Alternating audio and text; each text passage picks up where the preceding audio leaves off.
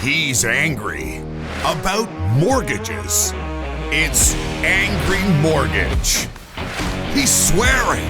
He's cursing loud. He's old. He's opinionated. And he's been doing this so damn long. This program is about mortgages, and this is mortgage advice, but the advice may not apply to your situation. Contact licensed mortgage professionals for specific recommendations before you make decisions about mortgages. You may not agree with Ron, but if you don't, he thinks you're wrong. Oh, and did we say there is a lot of swearing?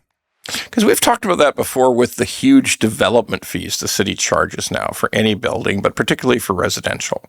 Because 28% of all sale prices of everything on a residential basis in the city of Toronto is money going to the city or the province or the feds in GST.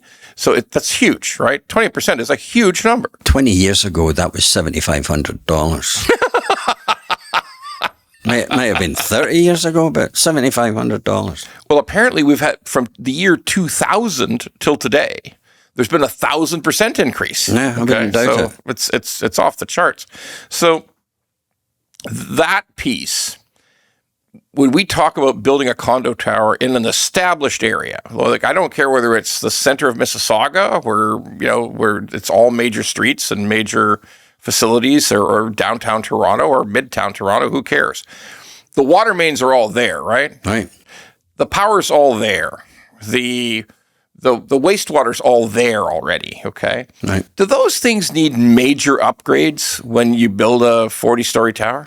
Well, again, I don't know how they designed them originally, but if it's anything like the foresight the engineer had with the Bloor Viaduct, right? He included for a future subway running under that Bloor Viaduct. Wow. So I'm assuming, like structural engineers, usually they design for 150%, so I'm assuming that the municipal engineers of old did that too, because you don't see a Yonge Street getting torn up for a new 6-foot diameter, sewer.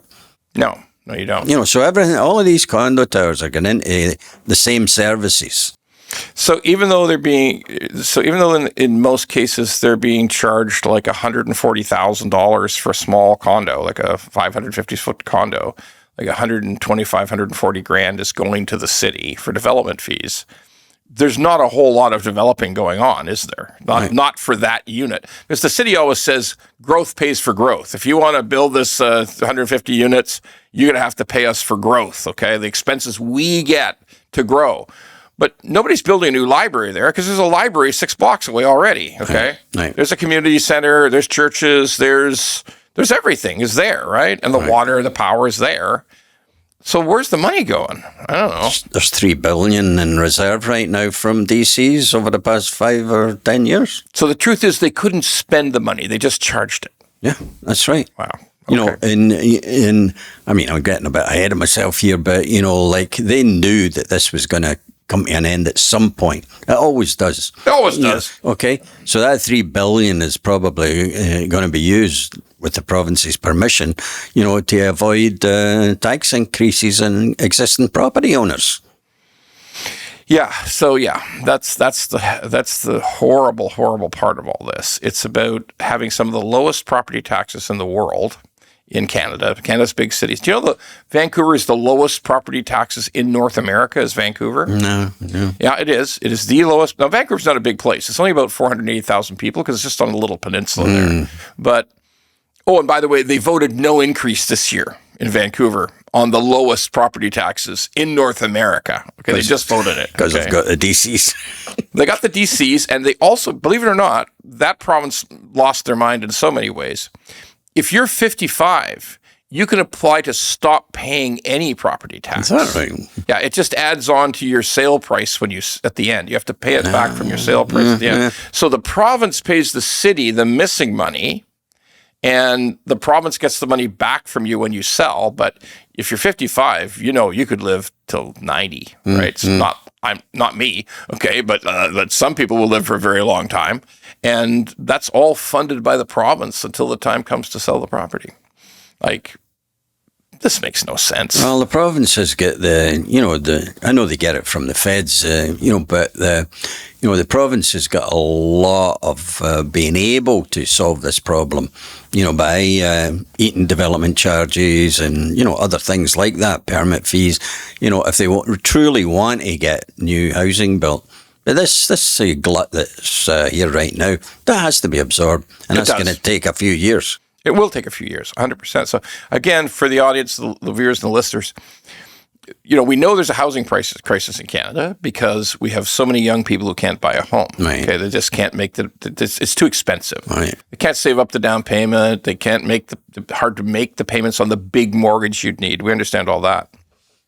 But the weird part is we have so much rental stock in existence and coming on stream, all badly made. Like at the end of the day, you've got 450 square foot dog crates, okay, make up so much of each building. Condos, yeah. Oh, and there's a lot of purpose-built rentals coming. Right. Like it's sort of slowed down now. The starts have slowed down, but there's a lot of. I think our friends at Fitzrovia are building like 11 towers already, right? Yeah, no, he's doing it good. And that's a good apartment building. That's a lot of bigger suites and 2 bedrooms, even some 3 bedrooms. So there's actually room for families and lots of amenities. A decent amenity. And let's say this. I'll put in a plug for people building decent sized housing. You can raise a family there. That's the reality. You got a 3-bedroom suite. You can, 1,500 square feet, 1,400 square feet. You can raise a family. Okay. Most of Scarborough is 3-bedroom, 900 square foot bungalows. Yeah, that's that.